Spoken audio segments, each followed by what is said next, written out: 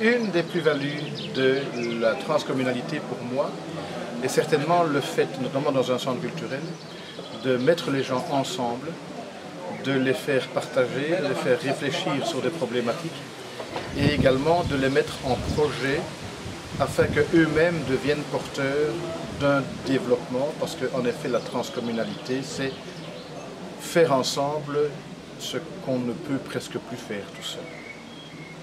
J'y vois pour les opérateurs avec lesquels nous travaillons une opportunité de soutien à des projets, clairement, de mettre en place des nouveaux projets, voire des projets qui probablement n'auraient jamais vu le jour d'une autre manière. Donc la plus-value, elle est pour moi d'abord dans des projets qui sont réalisés et qui n'auraient pas vu le jour. D'avoir une grande richesse d'acteurs, d'idées, de participation et donc une approche plus globale du territoire.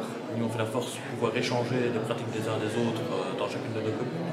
C'est peut-être mieux connaître son territoire, mieux connaître ses compétences, mieux connaître et mieux travailler demain les enfants. Dans la démarche leader, il me semble qu'en fonction des différents investissements publics qui portent sur de l'immatériel, d'importantes actions de sensibilisation, d'animation, ça doit se traduire peut-être par un surplus plus difficilement identifiable, mais qui est une espèce de dynamique de développement territorial transcommunal qui fait que les acteurs sensibilisés et qui savent pertinemment à quoi correspond cette démarche se sentent amenés à travailler en commun et à percevoir que ce qui est fait dans le cadre de cette dynamique sera toujours plus efficace et plus pertinent que ce que chacun ferait isolément dans son coin. Un des avantages de la transcommunalité, c'est que ça permet de mener des projets en gommant ou en lissant les intérêts particuliers de certains esprits de clocher qu'on a tous quelque part.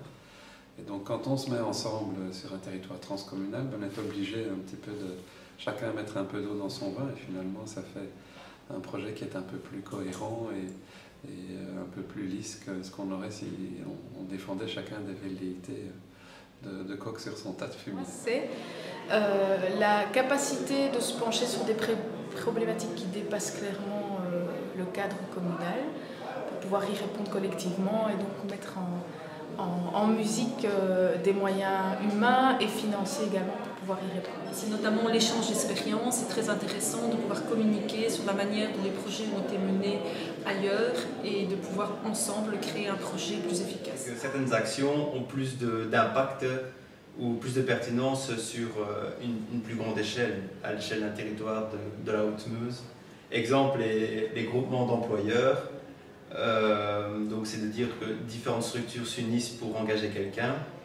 C'est plus pertinent de faire un appel sur un territoire comme la Haute-Meuse que simplement sur la commune. Parce que bon, les besoins sont différents et on a plus de chances d'avoir des gens intéressés sur une plus grande échelle. Moi je travaille pour 4 communes. J'organise par exemple un business club. Si j'avais travaillé sur une seule commune, j'aurais travaillé avec une centaine d'entreprises et là je travaille avec 450. Donc quand j'organise quelque chose, j'ai une masse critique qui me permet d'avoir un nombre intéressant de personnes qui participent. C'est effectivement de permettre à plusieurs communes de se mettre ensemble et de développer des projets qu'ils n'auraient pas pu développer autrement tout seuls.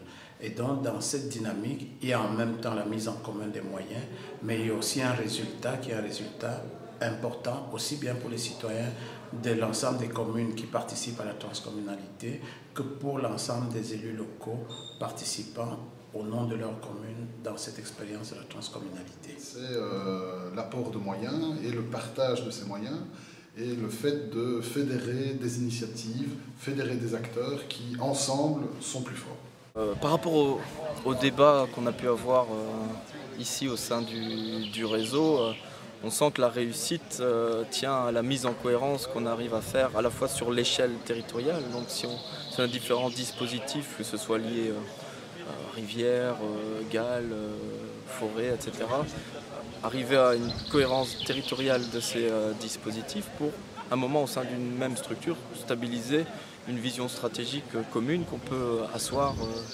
dans la durée. Une condition de réussite de la transcommunalité, c'est la communication, certainement. Il faut un minimum de confiance entre les différents interlocuteurs. C'est l'aspect neutre, donc la neutralité des agents qui sont chargés de la mise en œuvre de ces projets transcommunaux. Réaliser un véritable diagnostic cohérent et correct du territoire.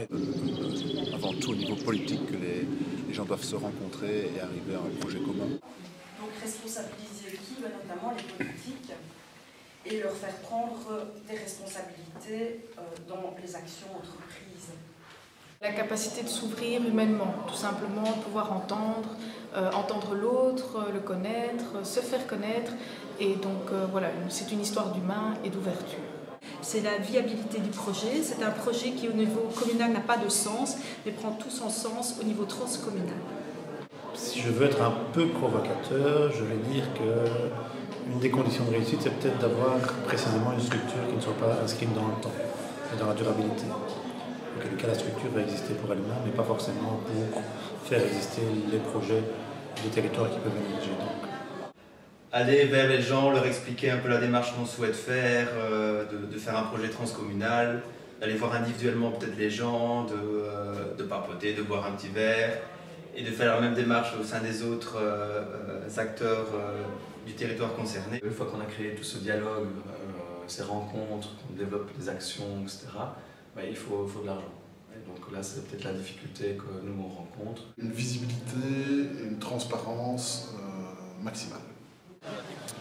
Il y a la question du temps, la temporalité, on en a parlé beaucoup, mais à ce moment, il faut que quand deux projets qui sont comme deux wagons avancent l'un à côté de l'autre, il faut essayer qu'ils avancent en même temps, parce que c'est quand deux personnes ou deux projets peuvent s'entendre à un moment donné qu'on peut construire quelque chose.